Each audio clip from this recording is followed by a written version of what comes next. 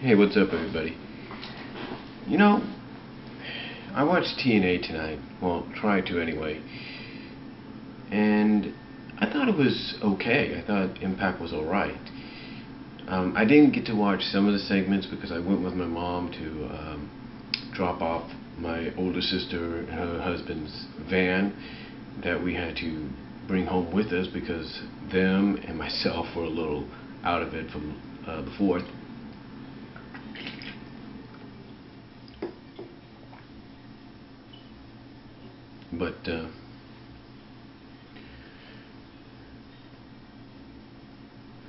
But anyway, we went and took it back, and I was watching it because I read some of the live results, what was going on. I thought it was okay. I wanted to see something going on. I wanted to see all these things going on, and I thought some of the matches were fine, from what I saw. The overall show tonight, the go-home show to Destination X, I thought was good. It was solid. May have had some hits and did have some misses. I'm pretty sure a lot of people will look at that and say it did have its hits and its misses, but overall was a solid show. Bobby Roode coming out and doing what he did with Chris Sabin. If you're a wrestling fan, it just makes it seem like Bobby Roode's on the verge of losing his title, and if it's only for like a week or two, or at least up until the next open fight night, so be it. Let Austin have maybe a few week run with it.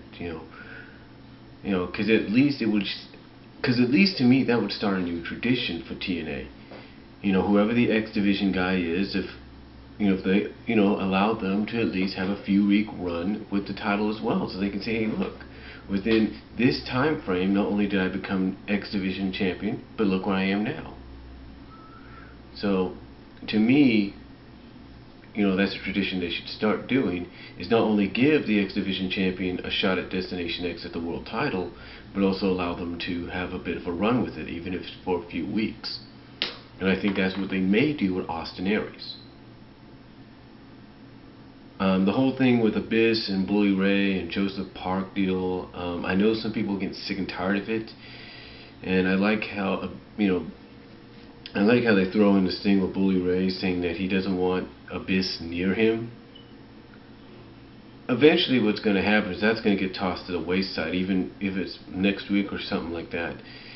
Because basically somebody, either it's going to be the Joseph Park character or somebody else is going to come out and say the only reason you put that restraining order around is because you're scared of Abyss. And if you're not scared, if you got the balls, blah, blah, blah, you'll face Abyss. That's what I think is going to happen.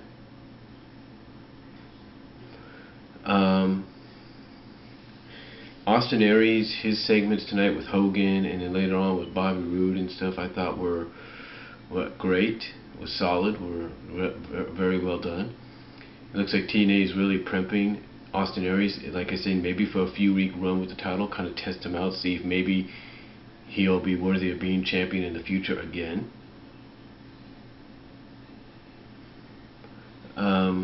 Madison Rayne, my guess is this is something we've seen in wrestling before. She's going to butter up to someone like Earl Hebner, probably have Earl Hebner referee Gale's match next week with Brooke Tessmacher, Tess if you will, and try to, I guess, by buttering up to him, have Earl Hebner screw over Tessmacher out of the championship. That's the only thing I can think as to why this is happening.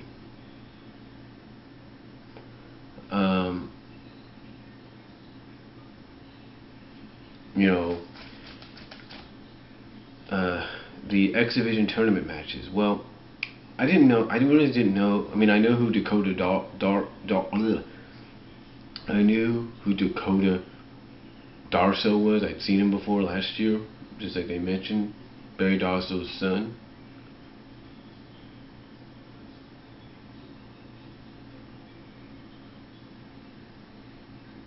So I thought, I thought he did good.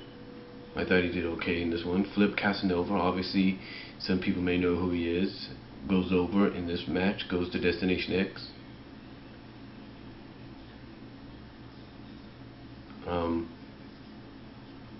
And then the other X Division match we had was Kenny King versus loss only.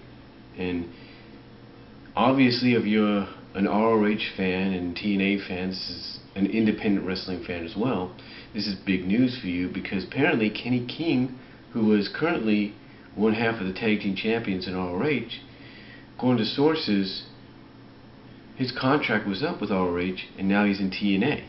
Like, contract up on the same day he arrives in TNA. And others are saying, like Steve Breach entitled his video, it says Kenny King was released through Facebook by ROH. So I don't know what ROH is going to do here. I mean, him and Rhett Titus as a tag champs. I don't know if they're just going to have Rhett come out and storyline mode and say, you know, Kenny stabbed me in the back, he stabbed ROH in the back and walked out. I don't know what's going to happen. I don't know if they're going to have Kenny come in for one more match, drop the titles, and then go right to TNA. I don't know. So, yeah, if you're an independent wrestling fan, and especially a fan of Ring of Honor and TNA, this comes as a shock to you. Overall, though, I thought it was a good match, decent match, and you know, Kenny King goes over, and to many fans, independent fans, that was the right choice for TNA to do. So Kenny King's going to go to Destination X. Then we had a BFG series match between Storm and Hardy. Decent match, alright match. Some may argue otherwise. Hardy goes over Storm, believe it or not, and so he gets 7 points added to his other 7, puts him in about 4th place, tied up in 4th place.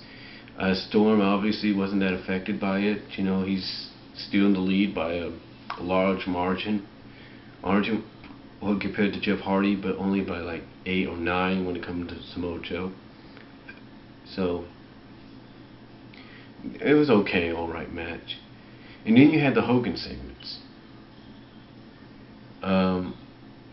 Hogan, like I said, he had a great segment, backstage segment with Austin Aries.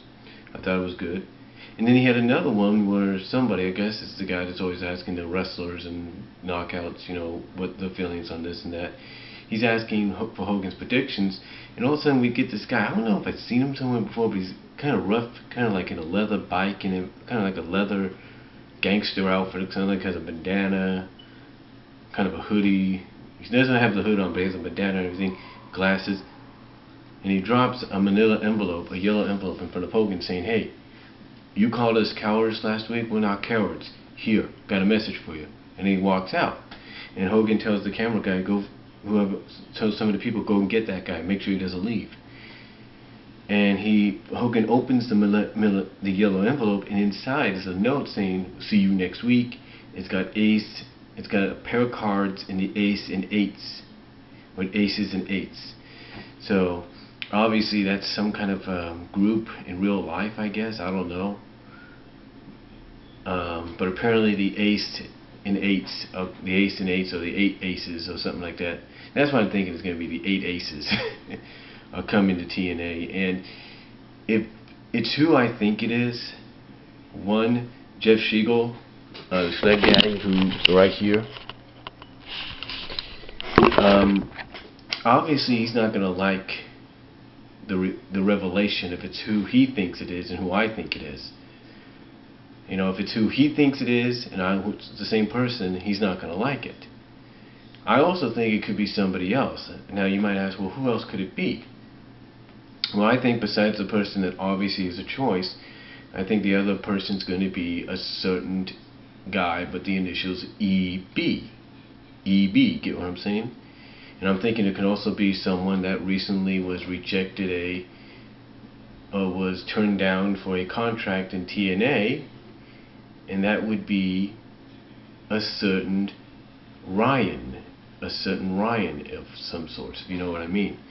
Now it could also mean that we're going to finally see the debuts of maybe Chavo, maybe we'll see the debuts of Harry Smith, and maybe Chris Masters. We're not really sure. I know some people say Masters wasn't offered a contract, but we don't know that yet. It could also be some people on the inside in TNA. We don't really know.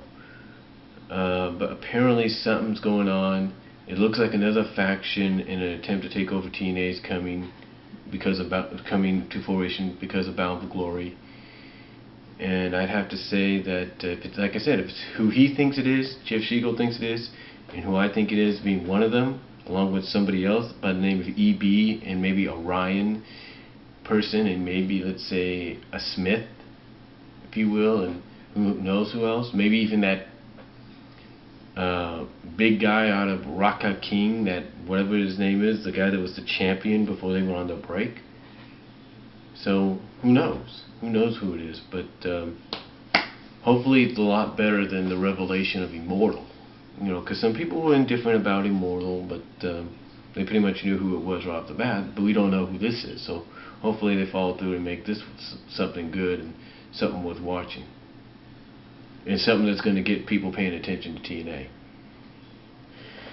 But overall, TNA was good.